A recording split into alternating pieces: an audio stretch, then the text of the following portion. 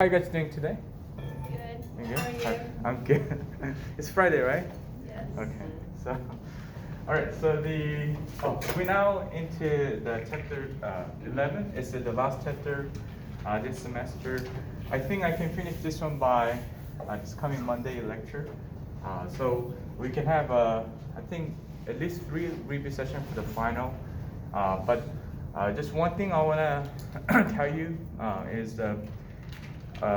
It is quite impossible for me to cover everything for final. So you can just start watching the review sessions that I hold for that I held for the exam 1 and 2 already. That would be so great because probably when I'm done with the covering chapter 11, I'll just try to cover the ones that we didn't cover yet, like chapter 10 and 11 first.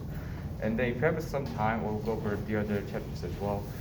But well, it's really hard to cover everything. So if you can just start watching the review session already, and I'll definitely hold for the review for chapter 10 and 11. And also, as you know, this will be what? Canvas online, the final exam, right? So there's no stress for you to just memorize things, but you just need to know what happens when and how. I mean, it will be very similar to what you already done with the exam 1 and 2. So it's very lots of multiple choice. Sure. So normally people do very well on the final. All right, so let's go. So the last chapter is a nuclear philic substitution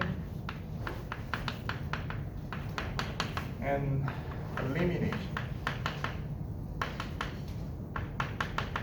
Okay, so obviously we're gonna call this nucleophilic substitution elimination because we're gonna use some very strong nucleophile to substitute some of the groups of the compounds or eliminate them. Okay. If you already looked at the chapter 11, they're mostly focused on the substitutions. Okay. So I spent quite a time talking about the substitution first, and maybe a little more time on the elimination. But this is a kind of big deal in this chapter. So let's talk about this one first. Okay. So basic rule is actually quite simple. So if you have the compounds that has somewhat like an X, is not just the halogen. It could be most of the time the halogen, but it could be some. This is what we call leaving groups.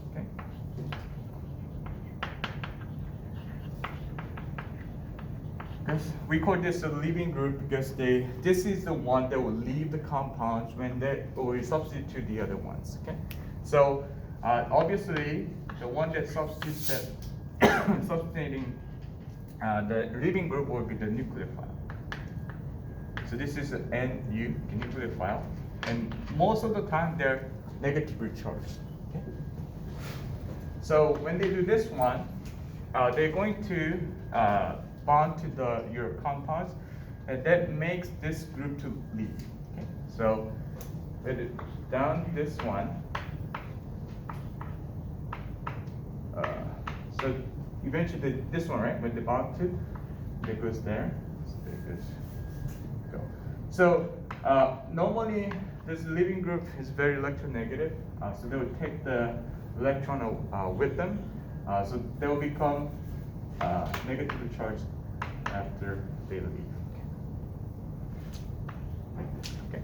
So and also you have a negative charge most of the time to bond to the compound. So it's not neutral, right? It's neutral.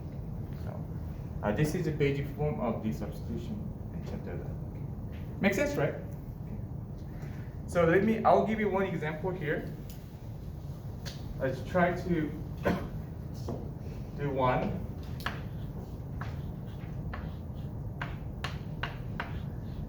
Okay, we have OTOS. Okay, so this is what we call tosylate groups. Okay, this is tosylate groups. Okay, and then this is what it looks like.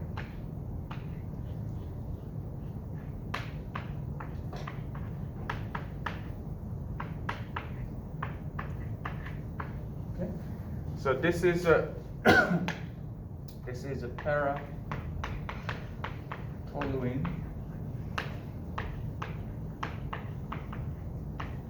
sulfonyl groups. Because the sulfonate, this is group actually, not the alkyl group. But I did it something. Okay. So this is part is what we call toluene. Do you guys remember this? You guys did it in the lab, okay. And this is a sulfonyl group here, and this is in the para position. So we call this paratoluene sulfonate groups there. But you can just call this tosylate, which is a much shorter name. Okay.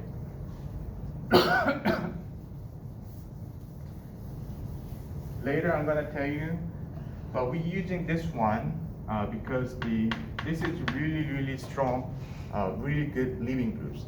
So whenever you have a substitution, this group will definitely leave. That's why we're using this one.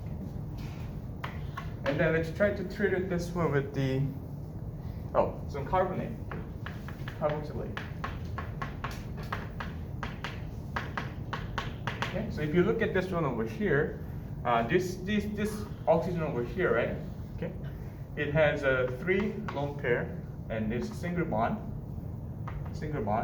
So this is negatively charged. So it can behave like a nucleophile. Okay, so what it does is they try to bond to here because this carbon is very electron poor, and this will be okay.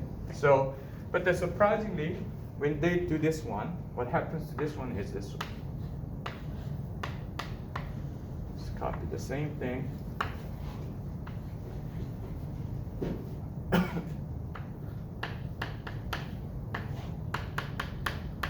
Okay, so other than just replacing the groups here, so this will leave this bond to the carbon. What's the difference?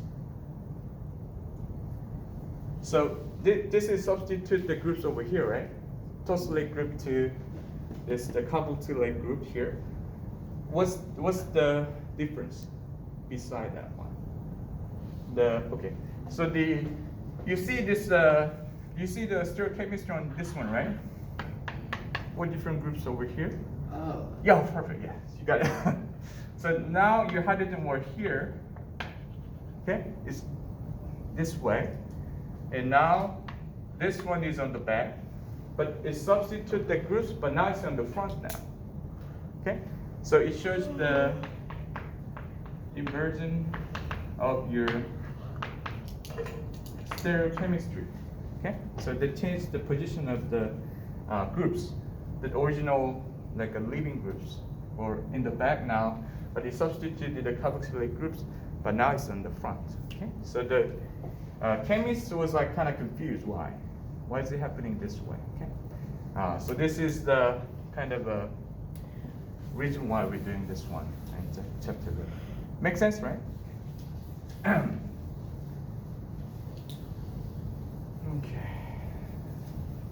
So let me give you one more example. That is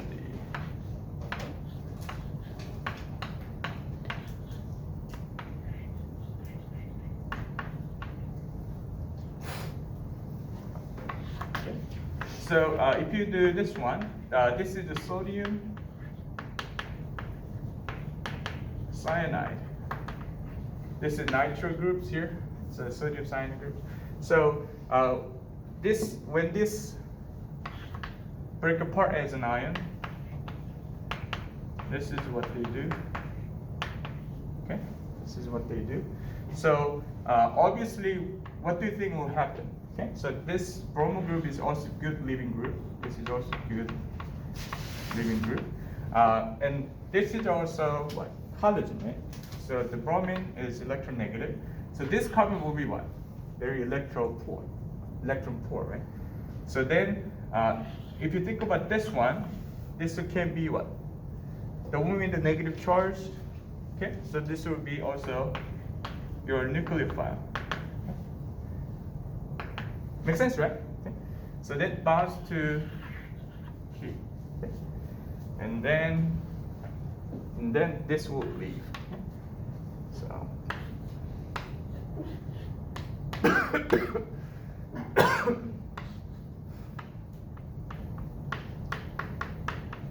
this will happen. Okay, does it make sense? So you can just replace this one with the sign groups, but you have to put it on the different position. Okay, so this is kind of something you have to know for the essence. So let's try to talk about why. Okay, actually, can you guys do this one?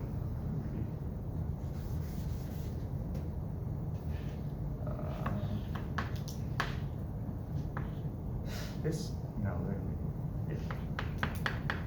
yeah. If I have this one, okay. So you're gonna see the same compound, right? You have a different living groups, but we'll replace this one, but this will be. So the product will be the same, right? So anyway, all right. So talk about why is it showing the inversion of the stereochemistry. That's the problem now. So this is the one of the for substitution we have a SN2, SN1. Okay, and today we're gonna talk about the SN2 first. Okay, and this will show you the inversion of the stereochemistry. Okay, so this S means obviously substitution, and this means what? Nucleophilic, nucleophile, and this is important actually. This is what we call bimolecular. Okay, so I'm going to tell you why we call this bimolecular. That's how we name. This is why we name SN2. Okay, this will show you the inversion of the stereochemistry. So if you have a nucleophile coming in to the compound with some good living groups, okay? So let's say we have let's just put the carbon there, okay? Let's put the carbon there, and it has this group over here, okay? And then what it does is they actually get to the carbon, but they're always coming from the back side of the way is the living groups. So when they do that,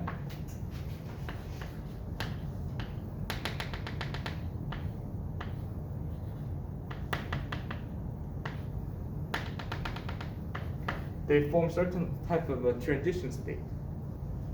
So they actually bond together. Okay, so they will bond together first, and then later time, this will leave, and this will be. So later time, this will leave. Okay, so be gone, right? And this will be formed, and this one now is pushed this way. Okay, so let me draw this much more quickly because it's tetrahedral structure, right? So this way, see. The now was here, but the nucleophile coming into the back of the where the living group was. So after the reaction, you have the ones or touch the opposite side of the where you had the living groups. That's why you're going to have inversion of stereochemistry. So it goes through the transition state. There's the time they both bond to the compounds together. So whenever you try to measure the speed of the reaction, we call them rate. You remember this in Gen Chem 2? Okay. So to get the rate, you need to have a rate constant, and it should be dependent on the concentration of something. Either this is solely based on concentration of this one or this one. Okay. But it actually both.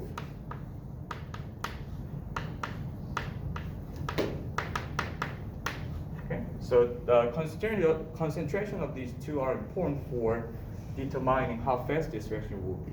Okay, so this is why we call this bimolecular, because you have two compounds need to work as one. Thus, determining the speed of the reaction. Does it make sense? Oh. How does it get from the transition state to the NU being in the back? The transition state? Yeah, but They- I don't understand how the NU flips to the back. Because, so this is where you have a living groups over here, right?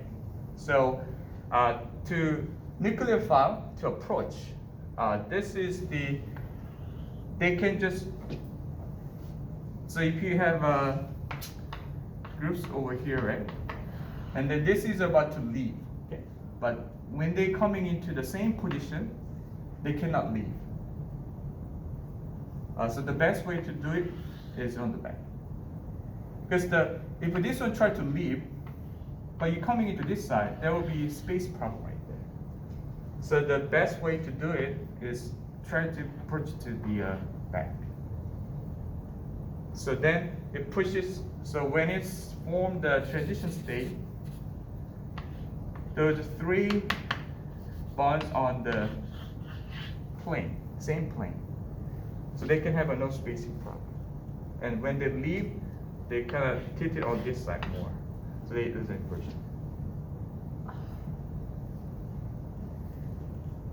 Kind of makes sense. Kind of. Okay. Let's talk about it a bit more. I'll show you. Okay. So so that was actually a very good question because that actually determined the SN2 reactivity. So if you have some carbons with the leaving groups, but it's surrounded by lots of the RQ groups, like R groups over here. Okay? Maybe you have some other Berkey R groups with the hydrogen, okay? And there may be 2, and this 1 R group, and maybe it's just the methyl groups with the hydrogen. Okay. So if that is the case, do you see the sign over here? This is for the SN2 reactivity. Okay. So based on what he just asked me the question, it kind of makes sense, isn't it? So the nucleophile will always coming into the backside of the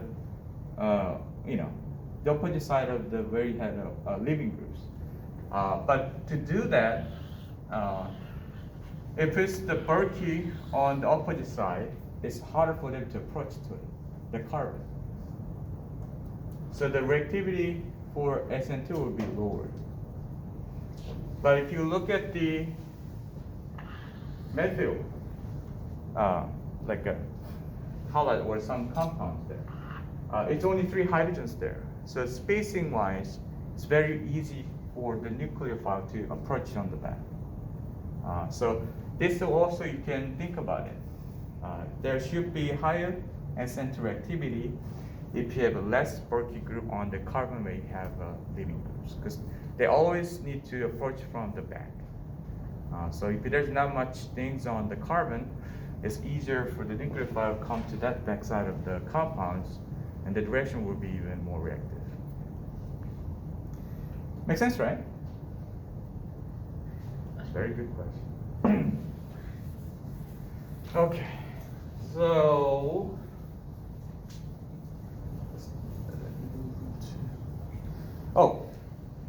there's 2 exceptions though. You have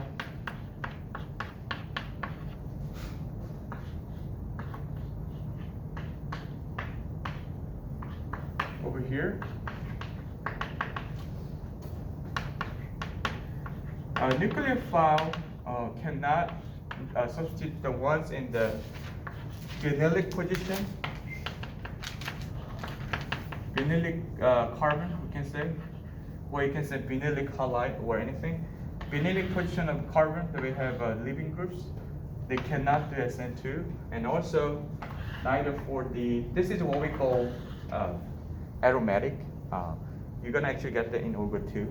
I think it's chapter 7. Anyway, so this is aromatic ring.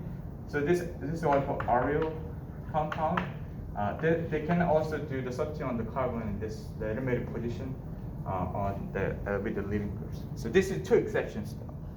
I'm not gonna tell you why today because you're gonna learn anyway next semester.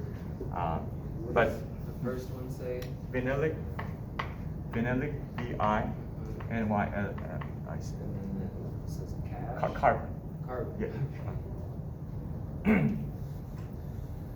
Okay. Can I move on? Oh.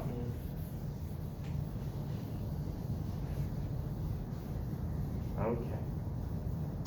All right. So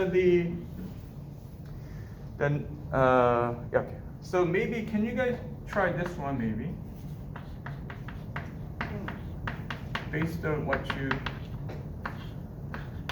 Let's do.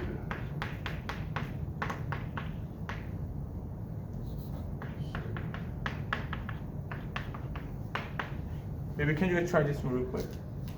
So try to use this is acetylide ion. We learned about this one previous chapter, right? And then see what happens to this one. If it's SN2, so it's indeed SN2, what will happen to this one?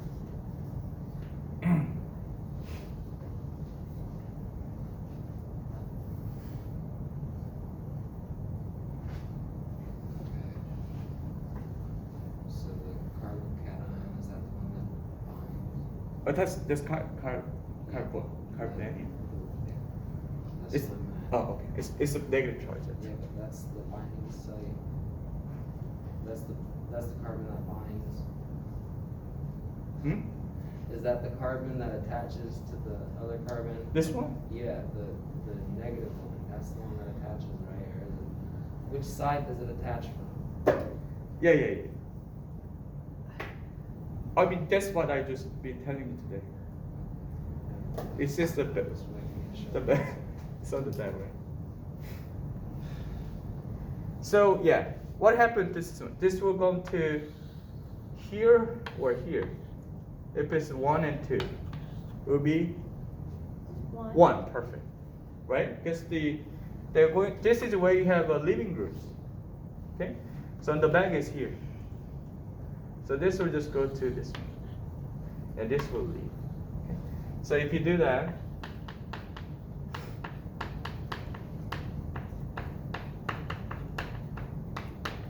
The answer. Makes sense, right? Okay. All right.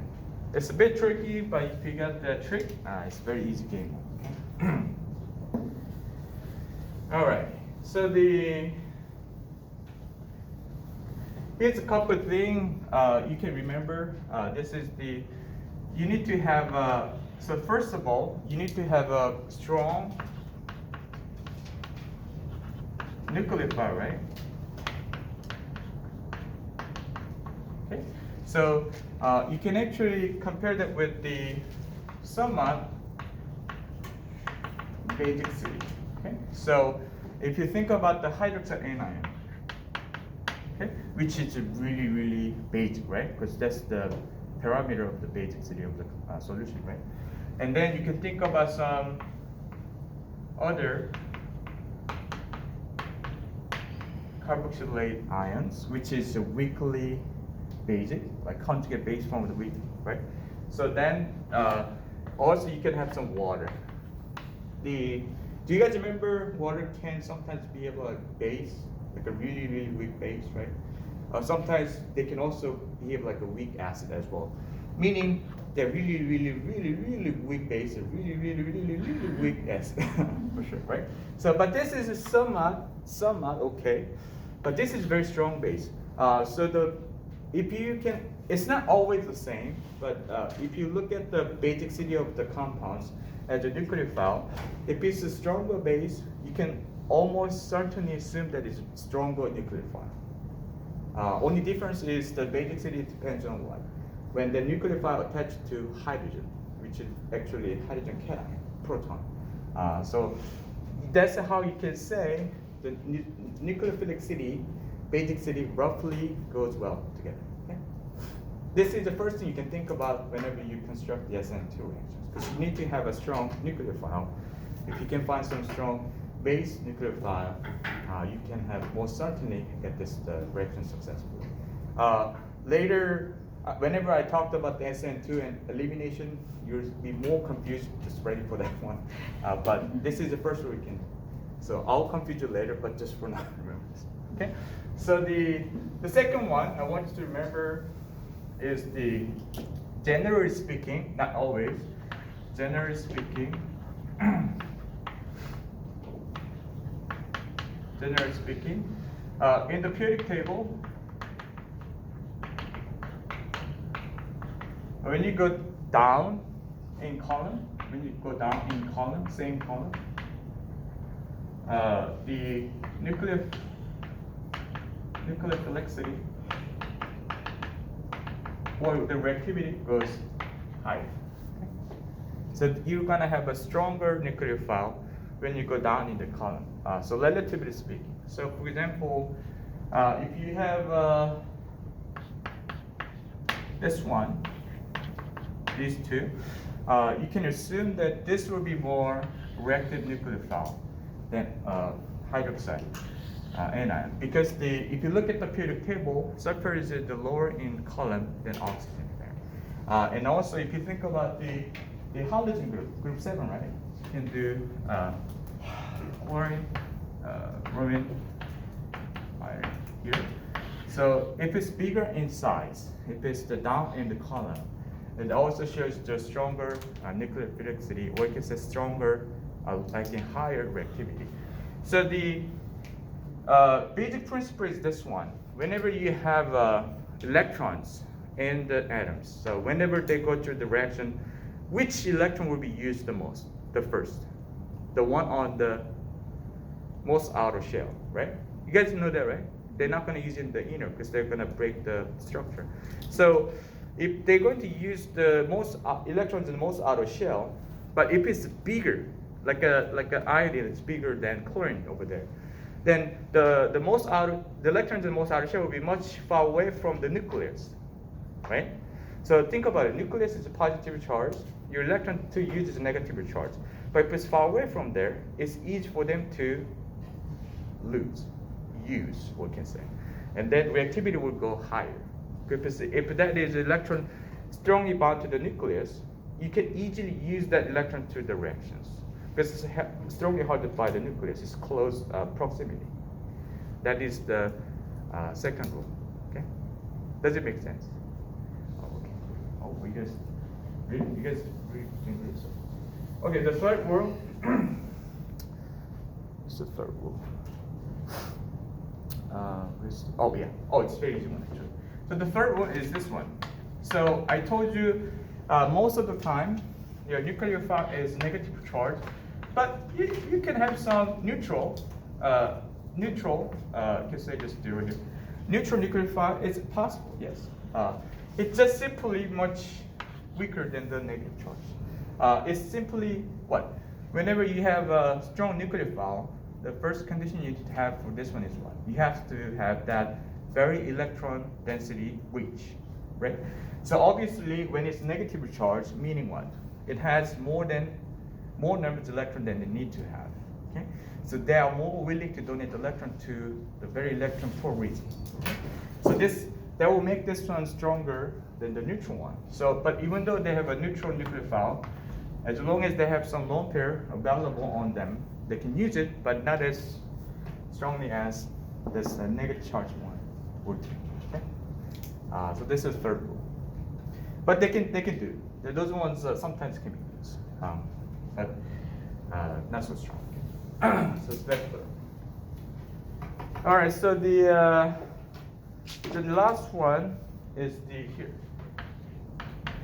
So we talked about the nucleophile now. Let's talk about the leaving groups. Okay. Let's talk about the leaving groups, which can be good leaving groups or poor leaving group, and so on. Okay.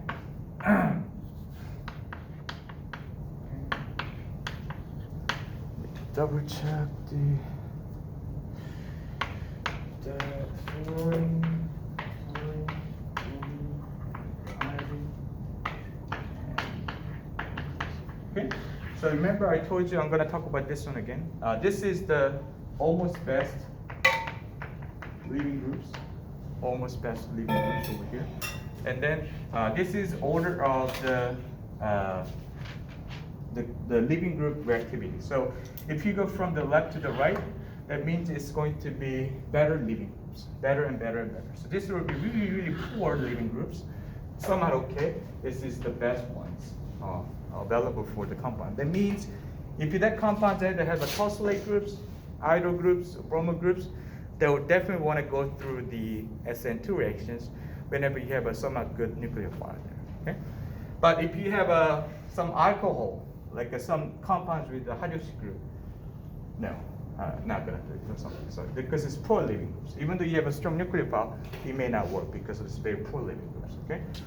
So the problem is, so then what we can do with the poor living group, that is this one. Okay. So let's say you have some alcohol. So it means you have a hydroxy group. Okay. So you have to do something about this one.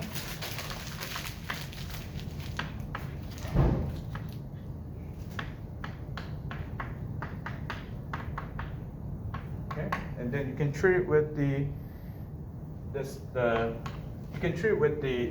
paratoluene zirconium chloride, and then when it gets to the hydroxy group, they can make the tosylate groups, as we saw before, because they form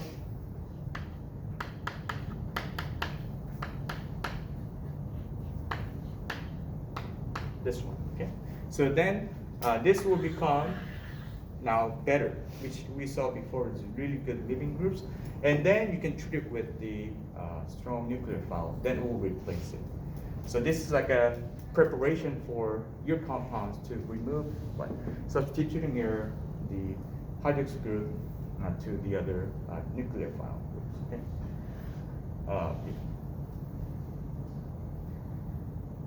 Okay. So this, do you remember the tosylate group? Remember we did it in the beginning. Okay. So yeah, I think that's it for today. So I'll just stop here today. Let's do extra credit.